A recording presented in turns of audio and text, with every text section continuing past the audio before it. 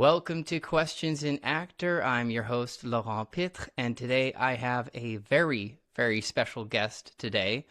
We have a four-time Prime Emmy-winning American casting director, best known for casting landmark TV series like China Beach, ER, The West Wing, Shameless, and for shaping modern television as we see it today. He also received the Casting Society of America's Hoyt Award for Lifetime Achievement Award. He's won multiple CSA Artios Awards and wrote the memoir, Right for the Role, about his decades in casting. Who are you again? Hey, I'm John Levey. How are you? Hi, John. Thank you so much for hopping on the podcast. I'm so excited to have this chat. I read your book in like 2-3 days because it's a page turner, actually, which is cool for memoir. Sometimes they're like, oh my gosh, okay, get through it. But like you sort of spoke about both in your book and in the podcast that you now have also, which I encourage all my viewers and listeners to listen. You're a great podcaster too. You ask great questions. You tell great stories. Um, it just feels conversational. It feels like we get right into who you are, which is so beautiful because you tell in your book and throughout your podcast and your work that part of an actor's job is to reveal themselves. And I feel like in this book, that's exactly what you've done in a really profound way. So first off, I wanted to thank you for that. But let's go like you do in your book and like I do on my podcast. Let's go way back in time. Let's jump into the time machine together. Let's go to the day you're born. Where are you born? Where are you raised? What are the first influences that end up casting you for the role of John Frank Levey? Wow. Well, I was born at Babies Hospital on 168th Street in Broadway, I think, although I was so Uh-huh. young, I don't really remember, in Manhattan, New York City. Wow. And I was the second child of my dad, Stanley, and my mom, Sylvia. Those are old-fashioned names. Nobody's named Stanley or Sylvia anymore. Yeah, yeah. And my parents were both professionals. My mom was one of the first women to receive a PhD in the hard sciences from in New York City, and my dad uh, was a journalist for the New York Times Mm, eventually, although I don't think he was at the time of my birth.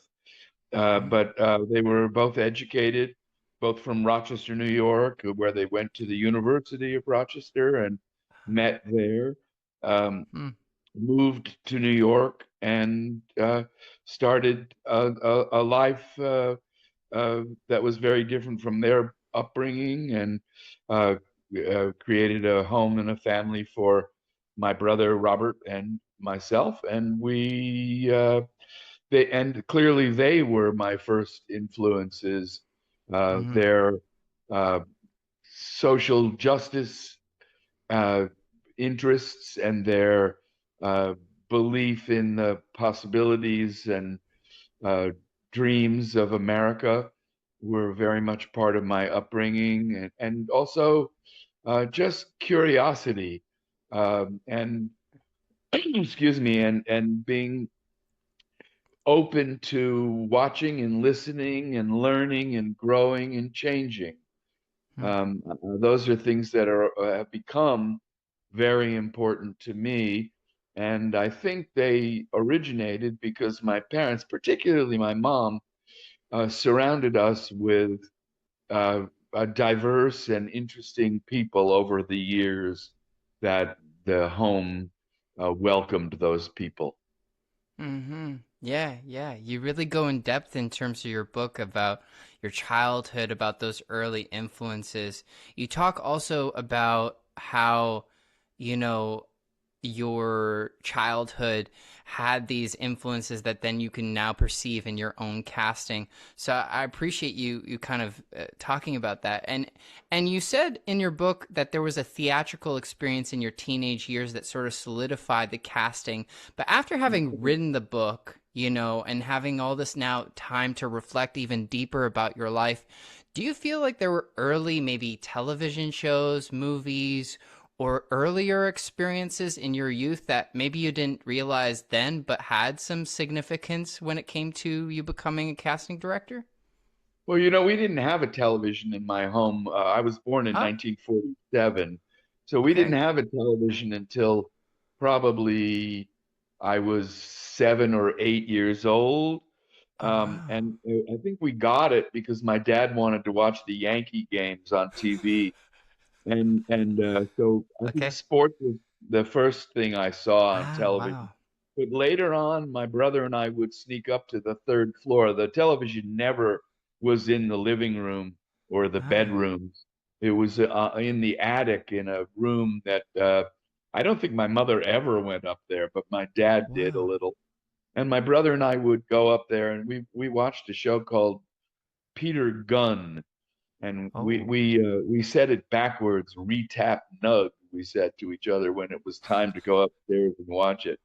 But there were some wow. great shows in early '60s when I was more than 10 and able to watch things. I mean, of course, I also saw some Lucille Ball and Mm, uh, the great comedies, but also, and I think more importantly, my mom took us to the theater. mm, And we would see the big musicals and all of that, but we would also, my mom later on, after my parents divorced and my mm, brother was off to college, my mom took me to a lot of off Broadway and serious avant-garde theater um, mm. that was being done, say, between 1961 and 1965 when I was in high school, and my mom and I were living together in the family home after the other two had hit the road, Jack. Yeah, yeah. And those theater experiences were really important to me. I didn't get it, it wasn't. I didn't always get what the show was about or really have an intellectual understanding of it. But something about and I say this, talk about this in the book, I guess, Mm, something about being in that dark room and having the stage lights go up and the show begin. I think for me, it was like what many people experience in mosques and temples and churches. mm, I felt at home and mm, as if I belonged, mm. and as if that room was going to be um, of benefit to my growth and development. Mm. And did your mom early on to recognize that the theater was starting to mean a lot to you? What were like some of your moments after the show? Did you guys talk about it together, talk about the characters, the story, or it was all internally mostly? I doubt that we talked about it much. I think Yeah. most boys between 14 and 18 um, keep their sensitivity and vulnerability to themselves. Yeah. Um, and I'm sure that if my mom said to me, "What did you think of that play?" I would Yeah. have said, "It was okay." Yeah, But you kept it all meanwhile, inside. Yeah, yeah, but yeah. meanwhile, on Wow. the inside, I'd be grappling with whatever it was I was feeling or thinking. Wow. And but I did keep it to myself. Mm. And did you start to maybe sense a bit of a dream to step on stage and play those characters? Because it also sounded like, too, one of the pivotal moments for you in the theater, not to tell the story that you brilliantly tell both in your podcast and in your book, but, there was this story about this actress who called line, and then the stage manager sort of supported her. And it sort of sounds to me like the fact that you talk about that, like, kind of support, that unseen voice of support, of advocacy in that moment, it really tends to make me feel like you love that moment about it too, right? That it's a magic experience in that way, right? Yeah, the greatest thing about the theater and television and movies, show business, storytelling, is Mm-hmm. that it creates community. And when it Mm-hmm. creates a community that that supports everybody and creates the opportunity for everybody to do their job to the best of their ability. Um, and then of course the product is better than the greater than the sum of the parts. And I think that you're quite right that my early theater experiences and that one particular experience made me feel like part of that being part of the storytelling arts would be an opportunity to be part of a community. And I guess maybe partly because my family was separating into Mm, pieces and parts, I mm, craved that unity of community. I mm, did, I got that a little bit in sports as a boy, but mhm, I got it greatly in the storytelling arts throughout my entire life. And also because I'm a product of the 60s, community was a giant part of both the political and social part of the movements, the various movements that surrounded me in my college years and thereafter. So all of those things kind of conspired to make me want to be part of something, part of a mm. team, part of a group of people all pulling in the same direction, caring about the same things. And that was an important part of my life.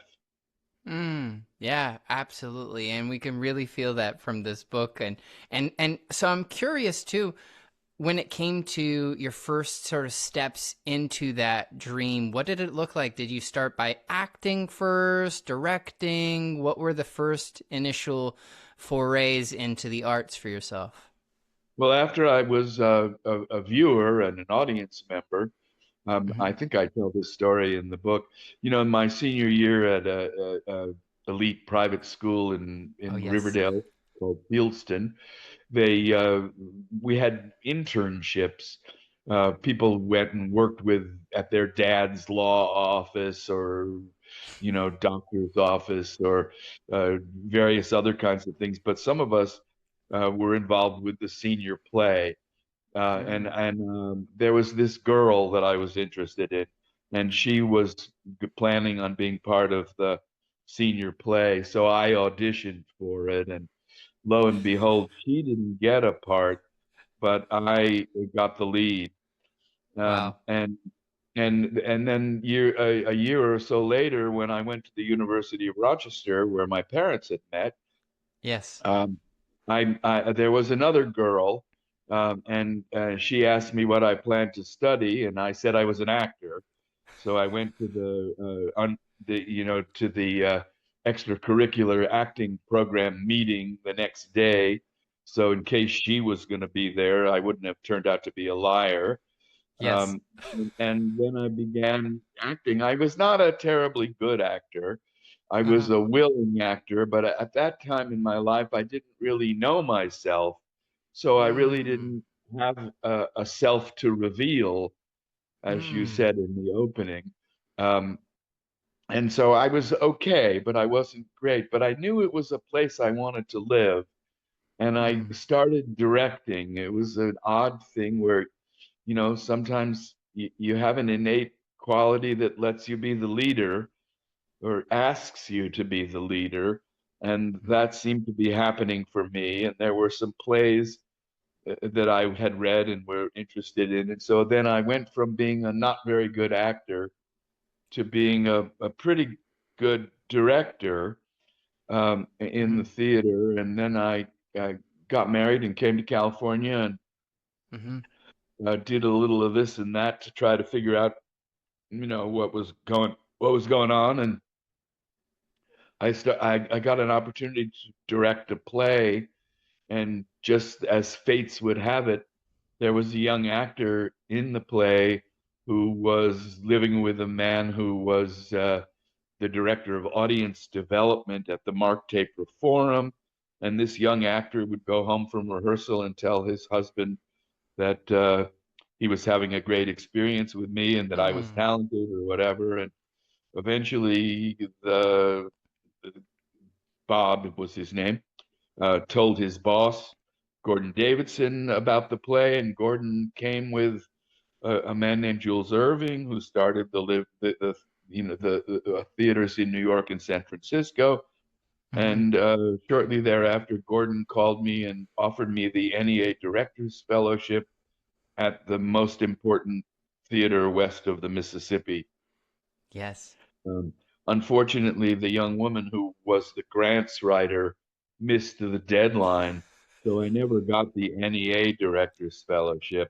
But Right. Gordon, true to his word, gave me an unnamed fellowship, and I was at the taper for two and Wow. a half years, being the assistant to the directors on the main stage, doing readings of new plays, which is where I met my first casting director, and Mm-hmm. uh, and directing plays in the various other venues at the taper. It was a total dream come true, an Yeah. ecstatic, wonderful experience that I'm still living off.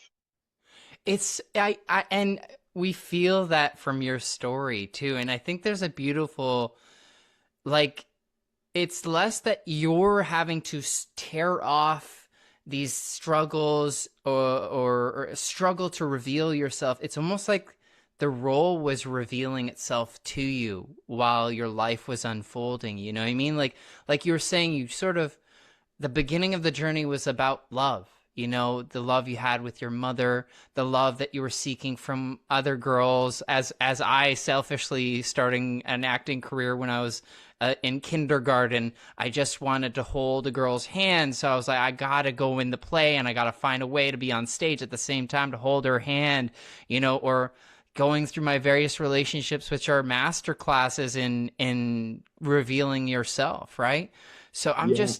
I'm so curious, where did you get the, like, mentality or values that ended you up to being so open to those happy accidents, like you call them, of like, this person referring you to that, to this, to you finding the first casting director, to what was that from? Do you know?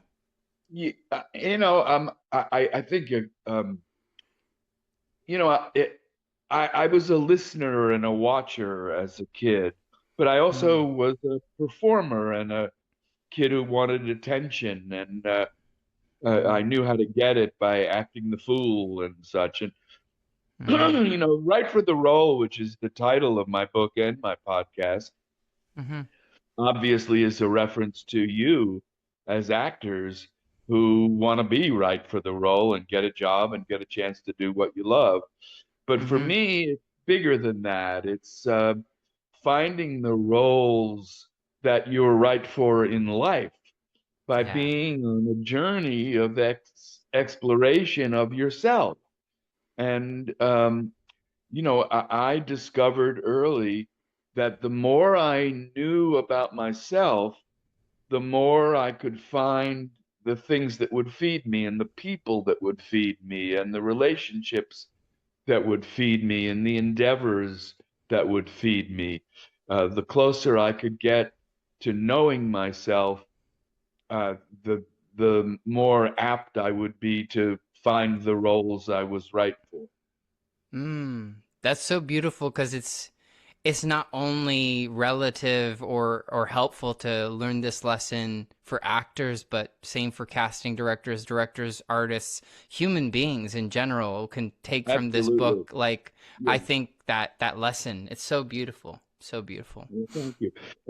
I think we all should be on that journey of self exploration so that Mm, because the more we know about ourselves, the more roles in life we can find that we're right for and that we can accomplish with grace mm, and all of the important elements of life. We can be better husbands and fathers and mm, brothers and friends and all of those roles in our lives, which are even more important than whatever our professional life is, although our mm. professional lives are very important. But I'm a great Mm, believer in people should be in therapy, people should be journaling, people should be constantly, actively exploring themselves, not from an ego point of view, but from the point of view of how how can I learn about myself so that I can be better at all of the things that life asks of me. absolutely. Yeah. I, I'm so curious then when it comes to like your habits that you created maybe in your younger career, what are some habits that you carry on to this day that have led you to this kind of way of living? Well, hell, I don't know. Um, well, I have a lot of good habits and a lot of bad habits. I have all kinds of habits. Uh-huh. What I describe about what I want for myself and for others isn't Uh-huh. necessarily 100% what I've achieved by any means. Right. Right, right. I think going into life with a sense of humor, Mm. going after endeavors and occupational things and relationships with a sense of, taking it seriously, but not taking yourself too seriously. Um, Mm-hmm. Being a listener and a watcher, wondering about other people. When I get on an airplane and I'm sitting next to somebody, I spend the flight imagining who they are. Uh, Mm. I do that kind of a thing.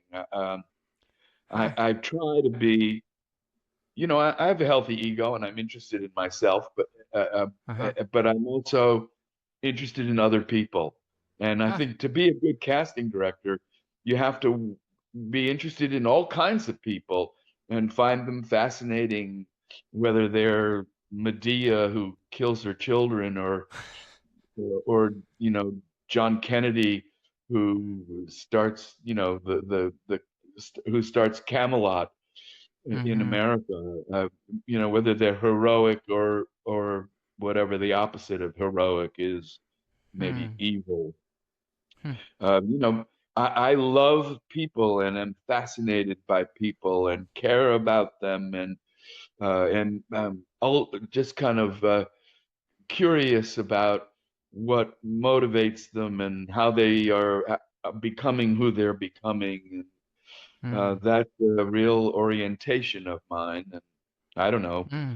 how it happened exactly, but it's a combination of my family life and my 60s communal life and the community of teams and of the storytelling arts. All of those things conspired to uh, light the flame of community Hmm. and collaboration Hmm. in me. Well, yeah, then speaking of that, in terms of like those relationships that made a huge difference in your life, you talk about in your book, but I'd love for you to talk about it here too, is like, um, who advocated for you off the top and gave you your start as a casting director, and what did you learn the most from that person? Well, as I say in the book, I didn't know what a casting director was when I was already 30. I'd had a little bit of a career as a director, Mm-hmm. um, and I was, I had a son, and I was making no money and all of that. Mm-hmm. And I saw a casting director who was working with me on the new play readings that I was working on at the Mark Taper Forum. And I saw that that casting director spoke the language of the actor, spoke the language of the writer, spoke the language of the director. And I thought to myself, I'm fluent in all those languages too. Maybe Mm-hmm. casting is something I would be right for. Mm-hmm. And when I left the Mark Taper Forum, I got a job with a woman named Barbara Clayman, who was a very famous casting director, both in New York and Los Angeles. Um, and she taught me, um, Mm-hmm. she was a difficult person, uh, demanding in Okay. ways that are no longer acceptable. Right. So she taught me that I would do better with kindness and Mm, inclusion mm, than I would do with arrogance and uh, volatility. I left mm. her office and went to work for a woman named Marcia Kleinman, who was the greatest teacher I've ever had in any subject. She Wow. she just she taught me to love actors. She taught Mm, me to give them my full attention and every element of myself that I could. She was so generous of herself to actors, and she made the environment of the audition, which is a hellacious environment, into a kind and loving environment, a mm, respectful environment. And she taught me all of that, which I have heard from actors over the years that my room was always a room that welcomed them and gave them the opportunity and the space and the respect and the kindness that gave them the opportunity to do their best work. And mm, I'm very, very happy to know that about myself mm-hmm. because uh, those are fundamental things that I believe in and care about. Yeah, well, in your book, there's some beautiful moments where I think it's not random that they felt that way because you would sometimes, or maybe all the time, leave your casting office room to go and pick them up and walk them into the room, right? Giving them a little time to sense the vibe. You've talked about in your book, in your podcast, you're a vibist, someone who senses people's vibes, but also it seems to me like you set the vibe, like, welcome to the room. You're already right for the role. That's why I've invited you here. And so subconsciously, you kind of invited them into that energy for them to have the opportunity to do their best work, right?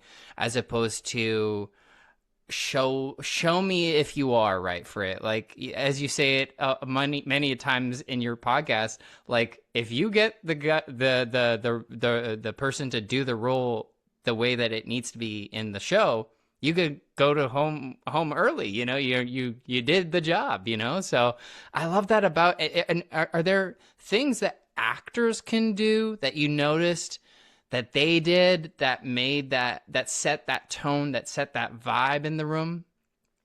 Yeah, well, I think, if you could be receptive and you're being welcomed and included and honored and respected, then then if you take that in, you can feel that you belong. Mm. Every audition is already a win. Obviously, if you get the job, it's even better. But Yeah. if you've been invited into the room or onto the Zoom, um, Hmm. that's already an affirmation and an invitation to feel good and to feel included and to feel respected.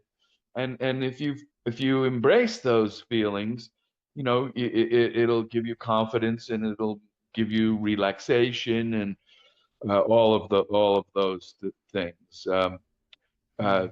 yeah, I'm very happy to learn as I talk with actors about their experiences with me now, that my room was a welcoming place, and that was something I did intentionally. I Hmm. wanted that to be. I wanted, I knew another casting director who worked alongside me who put the chair in a certain place, and if you moved it, she would be stern with you and say, "I put the chair there because that's where I wanted." And it was Uh-huh. about her, and and Mm. and and it would frighten actors, and they would not get an opportunity to do their best work. Right. I didn't give a damn what you did as long as you did it authentically and truthfully and honestly and with respect for the process and the craft and the people in the room watching you. Um, I, I think I was a little less dogmatic. Mm-hmm. Absolutely. And one particular instance that's coming to mind that you've talked about too is is the story of Noah Wiley's audition for ER, where he came in with an idea, which, like every casting director says, is like, don't necessarily come in with like too wild of an idea unless you can deliver, right? So, did you Yeah, want to tell that story? Because I love it. It was just hilarious. sure. Well, Noah was in the hallway waiting, and I went out to get him, and I said, "Hey, Noah, I'm John Levey. Nice to meet you. Come on in." And he said, "Hey, John, I'd really like to do the two scenes that you've assigned us for this role, but I'd also would like to do something else." And I thought to myself, "Oh shit, he's having a good idea. This is not a good idea." But then we went in, and I agreed to let him do that, and I sat down in the chair that was meant for him. And he took a big rubber band out of his pocket and a retractable pencil, and he wrapped the rubber band around my bicep and used the retractable pencil to pantomime a dialogue-less scene where he was first drawing blood on a human being for the very first time. And it Wow. happened that Michael Crichton, whose original screenplay ER was based on, was in the room for the one and only time that he was in the room for casting sessions during the pilot of ER. And he found what Noah was doing so funny that he literally fell off the couch. And he was 6'9" or 10, so that was quite an event in itself.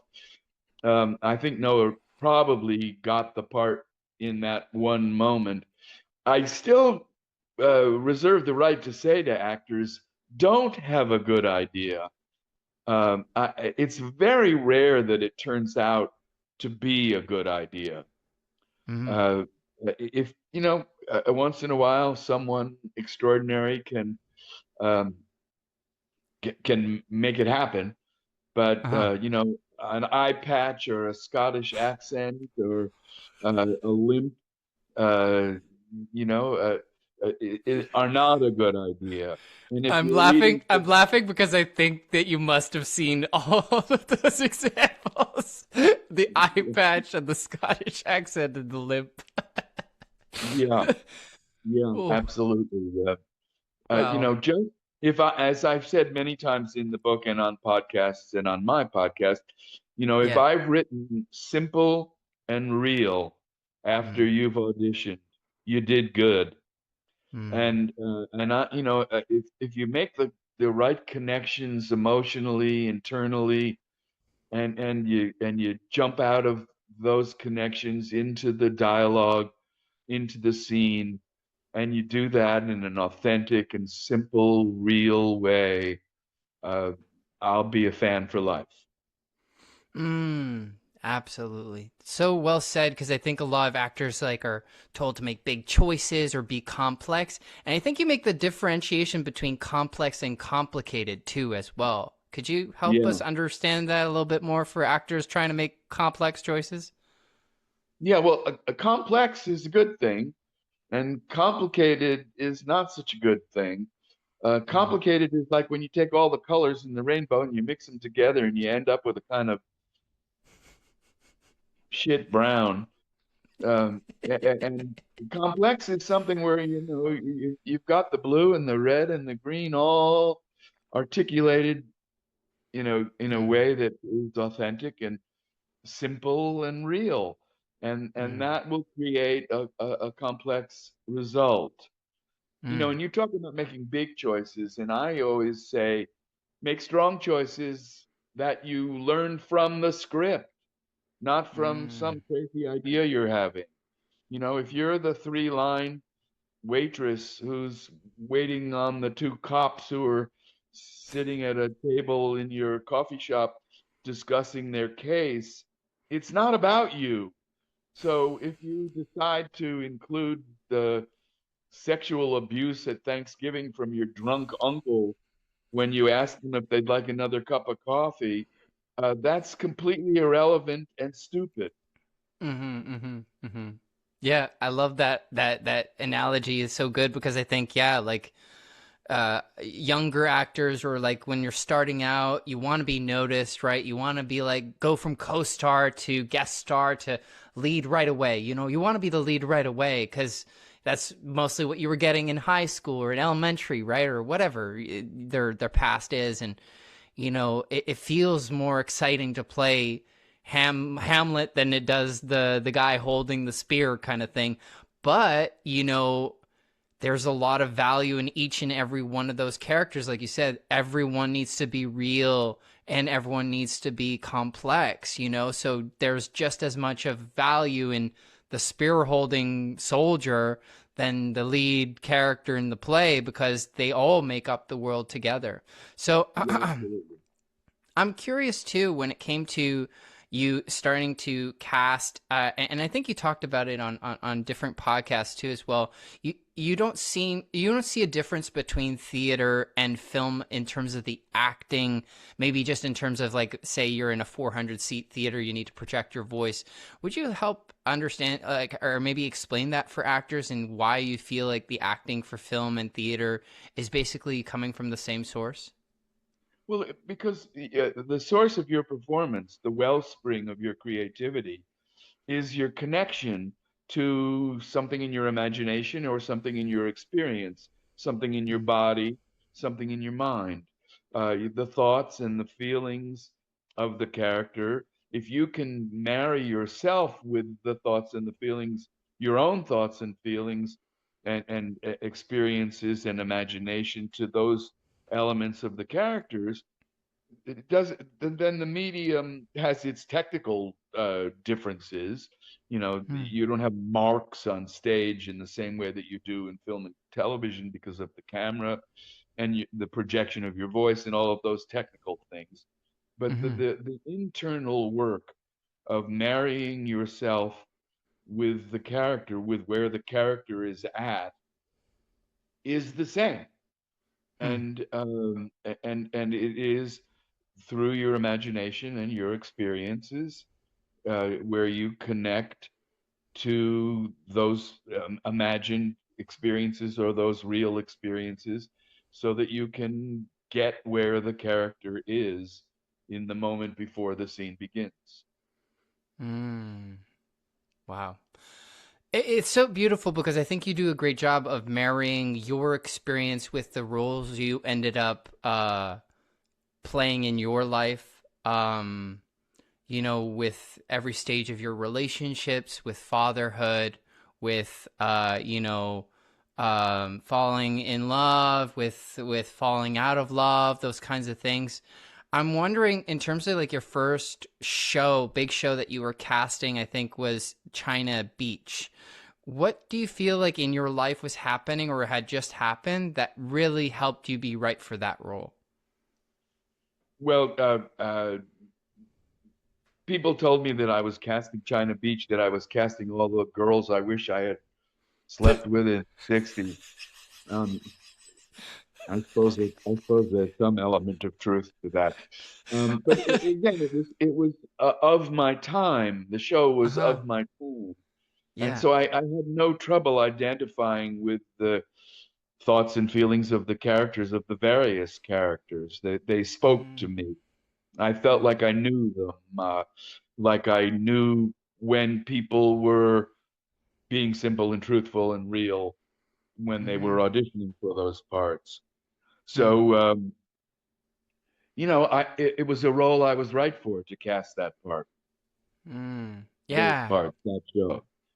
Yeah. And it turned out to be a great experience, which created lifelong friendships, Mm-hmm. um, both inside and outside of the storytelling arts and show business. Mm-hmm. Yeah. Well, for those who didn't know, because I didn't know about the show until, reading your book and knowing more about you, but it's a story about the Vietnam War, and you were one of the few that was lucky enough to not qualify just because of some life experiences that happened to you. So you didn't go. So, like you were saying, you pulled from probably imagination, but also from community, from people you knew from the time that you grew up in. So you were around that time. You knew that what had gone into those like soldier. It was like not only soldiers' lives, but especially it was female centric, that show too. It was about the story of the nurses and the women who basically like supported the war effort at that time in Vietnam. So would you tell me a little bit more about what it was like to enter into that space and play within the realm of that story? Well, as you said, I knew those people. I was f part of the anti-war movement, Mm-hmm. and was grateful for the uh, opportunity not to be eligible to go. Um, Mm-hmm. uh, my Yeah. experience wasn't quite like Donald Trump, who bought a tendonitis in his toe or something. But I didn't go. I didn't want to go. I would have been a lousy soldier, Mm-hmm. um, uh, except of course that I would have been interested in the team element of it. But Mm-hmm. I'm not a brave, heroic person. So, Mm-hmm. but I did know people who did go, and I certainly knew who they were from a socioeconomic point of view. A lot of the young people. One of the differences from Vietnam from, say, World War II was the Mm-hmm. average age of a soldier. Uh, in Vietnam, they were not yet 20, and earlier they were 27. Think for a moment Whoa. about the difference in your development when you were not quite 20 or when you were 27. Um, Yeah. you know, you were a boy before you were 20, and you were Mm-hmm. impulsive and probably stupid. I was. Yep. Uh, Yep. Been there. but, but uh, it, it, so I felt I understood something about uh, who these young men and women were who were sent to Vietnam. And Mm. I remember very well Muhammad Ali saying, "I ain't got no grievance with no Viet Cong," Mm-hmm. and I felt that way strongly. I didn't want to have enemies. Mm-hmm. Yeah, absolutely. Yeah, I think you would have been a lousy soldier too, because you just believe too much in human beings. You wouldn't be the kind of guy that's like, "Let's go kill him." You'd be like, "But Yeah, who are they? What do they want?" yeah. Yeah, no, it's it. I had directed a play written by a Mhm. Vietnam veteran called Estonia, You Fall while I was at the Oh paper. yeah, And yeah. um, it's not a story of war. It's a story of the consequences of war.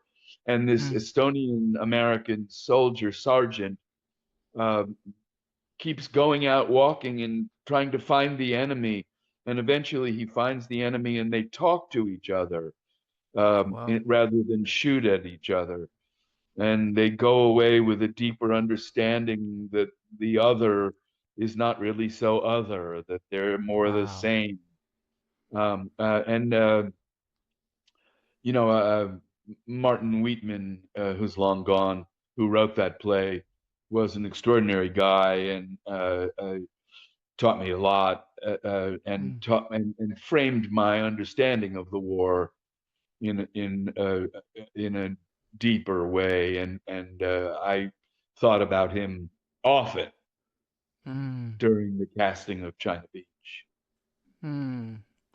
Wow, it's beautiful because it seems like exactly like you talk about in your book, but by you paying attention to the moments in your life and then recording them in this way, you can see the kind of pattern or the happy accidents leading you towards the role that you're in right now, the right role, right? But the thing that's funny when you're in it, and I wonder if you relate, is in when you're in it, it feels like chaos. You're like, I don't know who I am. Like did 30-year-old, 40-year-old, like as you were in China Beach or working on ER or Shameless or Animal Kingdom, when did you feel like that shift that you had felt it, or was it more in writing your book that you started to really see the pattern that emerged from it? Yeah, when I started writing the book, I knew I had stories to tell and I knew I might have something to offer, but I Yeah. didn't really understand what the theme of the book was going to be about or what Wow. what what it was I wanted to say. And the woman Yeah. who I wrote the book with, Trudy Roth, really drew me out and taught me about myself. Um, Mm. she insisted that I make it more personal. I didn't want to.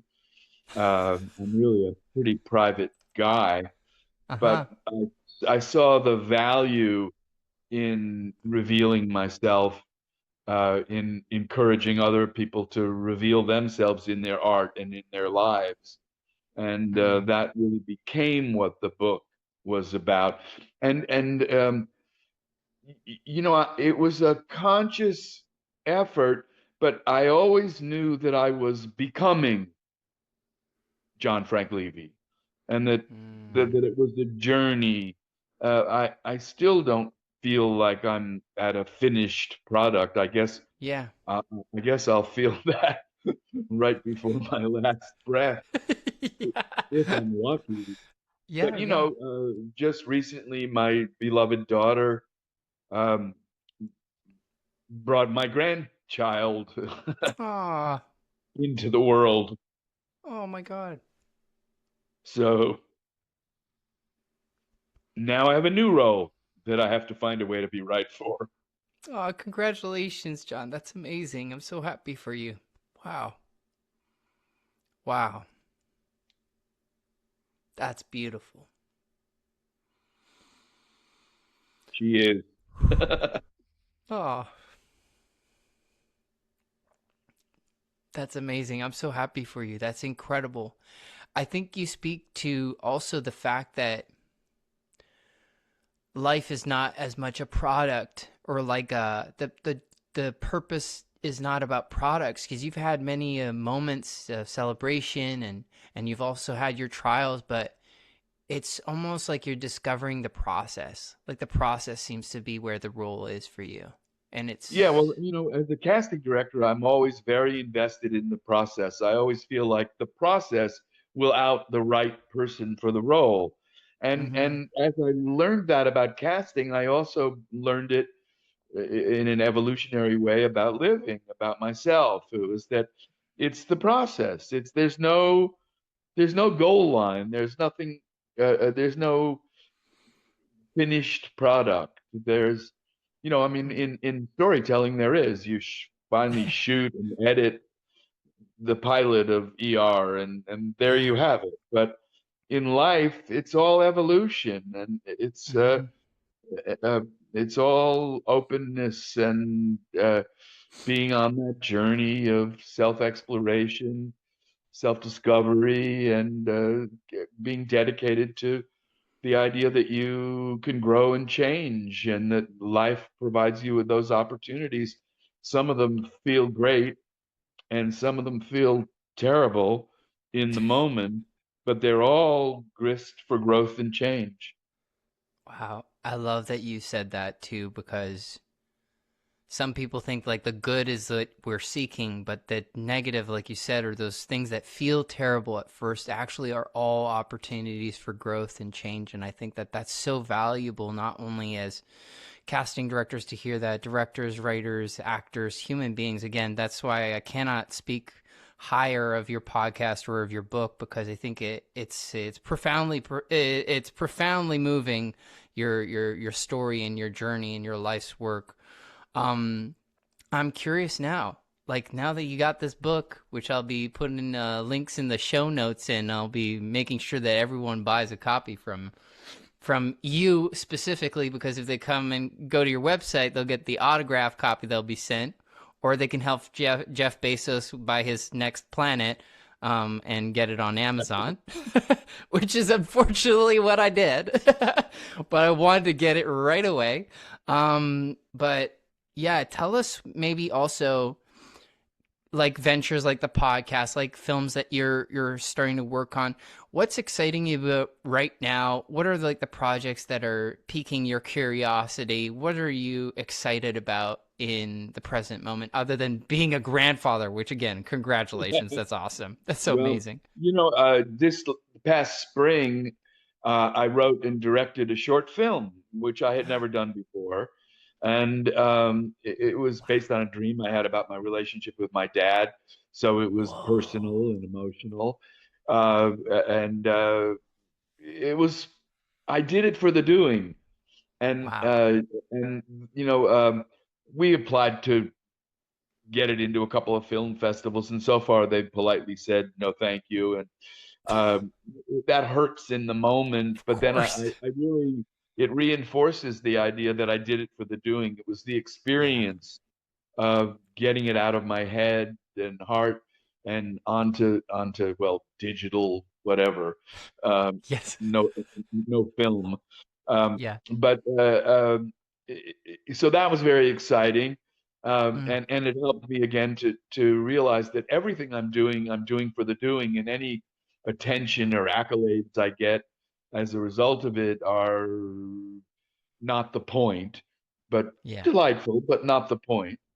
Yes. Nobody goes into casting to get recognition, although right now, I think five casting directors have been nominated for an Academy Award for the first Yes. time. Yes. Yes. That's Exactly. that's very exciting for all of us. But the Hmm. podcast is my main focus at the moment. Um, I did a 6 episode first season, and now we're going to expand it, and we're hoping to do 12 episodes, and I'm in the process of sending emails to prospective guests asking them Wow. to join us, and working with Trudy again, who helped me with the Oh, book, is nice. producing the podcast. We've become just inseparable friends. Wow. I adore her and Mm. value her contribution to my creativity very much. And we've hired Hmm. a producer who does taking care of all the technical things, and we're figuring out how to expand to TikTok and all sorts of things that I have no fucking idea what they are. As you can tell by Yeah. my inability to get onto your desired format for this, um, I'm something of a luddite. But so those things, and I'm doing some teaching and some talking, Yes. which is hard work and difficult, but rewarding as well. Um, Hmm. I'm doing some casting, particularly for independent features. An old friend named Herschel Faber, who runs the Miami version of the New York Film Academy, is a Oh. writer and a director. In this case, he directed a Jewish family film called Ethan Mm. Bloom, which has been picked up for distribution by a company called Menemsha, which I'm told Oh. is a very big deal. Nice. Um, I'm excited about it. It's been playing in festivals all over the country, uh, Nice. and it's a wonderful, wonderful story. And I recently got a chance here to go to New York and direct a reading of a prize-winning play written by Wow. a very smart and talented young woman named Talisa Friedman. It's called Who Wow. by Fire, and it is also a Jewish family story. Oh. And it's a story about how much of your cultural, religious, ethnic identity you bring forward as you assimilate into a larger culture. You described Yeah. yourself as a Canadian actor Yeah. right away. So clearly you think of your national identity is an important part of your identity. And Yeah. yet how much of that do you carry forward in your Mm. daily life? And it was a Yeah. great experience. Juliana Margulies from the old days of ER agreed to play the mother, and we got together a fabulous cast. It was a great event, and I'm trying to Wow. stay in doing it for the doing mode. because really it would be so lovely to get an opportunity to work on the play in a full rehearsal period and a professional production. It absolutely Wow. merits that, but so Mm-hmm. far not yet. Mm. But I'm hopeful. I'm hopeful for that too, man. There's so many cool things that you're up to, and I think there's something too for actors or creatives listening to this, hearing about how you do it for the doing, hearing about how you keep yourself, you know, following your love, following your heart through your journey, um, taking the lesson from each of your experiences, whether it be the elation of winning an Emmy or getting that check from Steven Spielberg that bought you the house for your mom who got to spend her last few years with you, you know, like some beautiful, beautiful stories that just remind you of like, see the blessing in everything that you sort of see in that it comes into your life. So before we go, I wanted to maybe, you know, remind people to get the book Right for the Role, to check out your podcast Right for the Role. All those kinds of links will be in the show notes. I also know you're doing, like you said, you're teaching. There's the acting and voice studios that you're offering a workshop coming up March 10th, which is an online workshop. So, hey, you know, I'm so happy that we were able to connect here today and go on this deep dive of your life because yeah, I feel like I've gotten to know you through hearing you talk about your story, but then even meeting you today, I'm just like, this is exactly the you carry the vibe of all my mentors that have not only saved my life, but helped me reveal who I am. So I just want to thank you for again revealing yourself where you are today and just spreading that vibe, that real good vibe that I think we were welcomed into your room yet again, whether it be actors listening or human beings or creatives, like any place that they are, I sense already that they're going to have just an immense pleasure to listen to your voice and hear you speak because it's just been an honor to have this chat with you. That's Thank all you I got. so much. I appreciate the opportunity to reach your audience, and Thanks. people tell me I sound like John Malkovich, so uh, uh, we can pretend that you had an interview with him Yes, as I had well. John Malkovich. John, you were amazing, John Malkovich. You did an incredible performance. I could not tell the difference between John Frank Levey and you, John Malkovich. You were awesome. And speaking of, where can people follow you on those social medias? And yeah, like if they have Well, any I'm I'm questions. I'm, I'm on Instagram, Mm-hmm. and I think it's just John underscore Frank underscore Levy, and keep in mind that Levy is Levey. Mm-hmm. That pesky second E trips people up. But Yes. and I apparently I'm going to be on all of the platforms that you get your usual podcasts for the podcast, but also there'll be clips and stuff on my Instagram and also on a TikTok thing that they just the Oh, Trudy and the podcast producer have just figured nice. out, I think.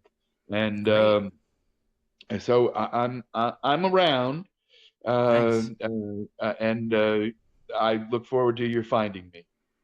Yes, wonderful. Love it. And I love this one shout out that you do always on your podcast. I'd love for you to shout out Ao Eusebio, your headshot photographer. Can you shout him out? Sure. Eusebio Hernandez, who is a great guy and a wonderful photographer.